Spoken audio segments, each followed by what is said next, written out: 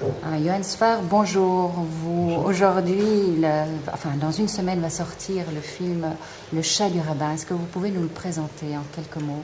Oh oui, c'est un petit peu comme si le Candide de Voltaire était revenu dans l'Algérie des années 30. C'est l'histoire d'un petit chat qui n'est pas croyant du tout, mais il a pris la parole, il se met à dire des mensonges et son maître veut l'éduquer dans la religion. Donc ça ressemble sans doute à beaucoup de cours de Talmud ou beaucoup de cours de catéchisme qu'on peut subir quand on est enfant. Lui, il le fait pour la meilleure des raisons, c'est qu'il est amoureux de sa maîtresse et à chaque fois qu'on lui parle de Dieu, il dit mais ce que tu dis sur Dieu, c'est exactement ce que j'éprouve pour ma maîtresse. Et c'est une volonté de rigoler et de dédramatiser un petit peu tous les sujets religieux autour desquels tout le monde est un petit peu trop tendu à mes yeux en ce moment. Alors, le chat du rabbin, c'est d'abord une bande dessinée qui s'est vendue de 5 tomes, qui s'est vendue à 900 000 exemplaires. Pourquoi une adaptation au cinéma? Parce que j'ai beaucoup tourné dans des écoles avec cette bande dessinée et je me suis aperçu que c'est une goutte d'eau dans l'océan, mais je crois que ça aide quand même au dialogue sur le Maghreb, entre les Juifs, entre les Arabes, entre tout ça. Et si c'est un outil pour qu'on discute, si ça permet de lancer des débats, autant que ça aille au cinéma, autant que ça puisse exister comme petit conte populaire, comme ça pour... Moi, c'est vraiment j'ai pas beaucoup d'idées, c'est vraiment l'envie de dédramatiser. J'ai pas forcément des réponses à ces questions-là, mais si au moins on s'autorise à rigoler là-dessus, je pense que ça ira un peu mieux. Parce que l'année dernière, vous avez sorti le film Gainsbourg. Vous êtes mangé par le virus du cinéma? Pas vraiment parce que je sais pas écrire pour le cinéma, je sais pas faire des vrais scénarios, donc je ressens toujours le besoin d'écrire sous forme de bande dessinée.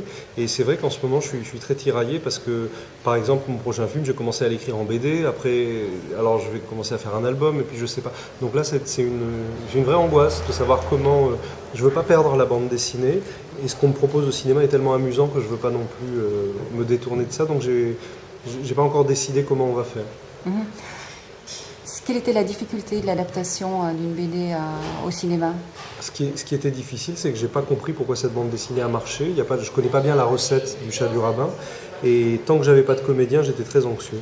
Après, quand j'ai eu la chance d'avoir François Morel, Afsia Herzi, Maurice Bénichou, tout de suite j'ai oublié la bande dessinée et ça m'a rappelé quand à l'école on faisait des pièces de Molière, il y en avait un qui jouait le valet, l'autre qui jouait Tartuffe. Bon. Et finalement, mon chat, c'est un peu un scapin, c'est un peu un sganarelle. Donc dès que les comédiens étaient là, c'était pas difficile. C'était même agréable. Un des sujets principaux du film, c'est les rapports entre les religions.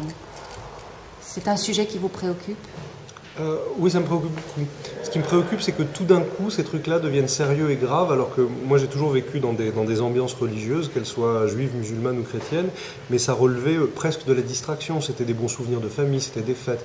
Et tout d'un coup, on dirait que ça devient des équipes de football, et je crois qu'on pourrait se passer de cette gravité-là. Je pense que la religion est bienvenue dans une société moderne si elle sait rester à la maison. C'est un petit peu doctrinaire ce que je raconte, mais je ne suis pas si tolérant que ça. Quand on me dit votre film est un appel à la tolérance, pas du tout. C'est un cri d'amour, mais c'est pas si tolérant. La tolérance londonienne où les gens ne partagent qu'un trottoir et ne se connaissent pas, ça ne m'intéresse pas. Moi, j'aimerais qu'ils se fréquentent, les gens. Alors le chat, est-ce que c'est vous le chat? Parce que le chat, c'est l'esprit critique. C'est lui qui va démonter les histoires religieuses. Est-ce que c'est vous? J'aimerais bien, mais j'ai peut-être pas son courage. Le chat, c'est le petit gamin plus occidentalisé que les autres. C'est le dernier né qui est un peu prétentieux puis qui fait la leçon à tout le monde. Il leur apprend les fables de La Fontaine.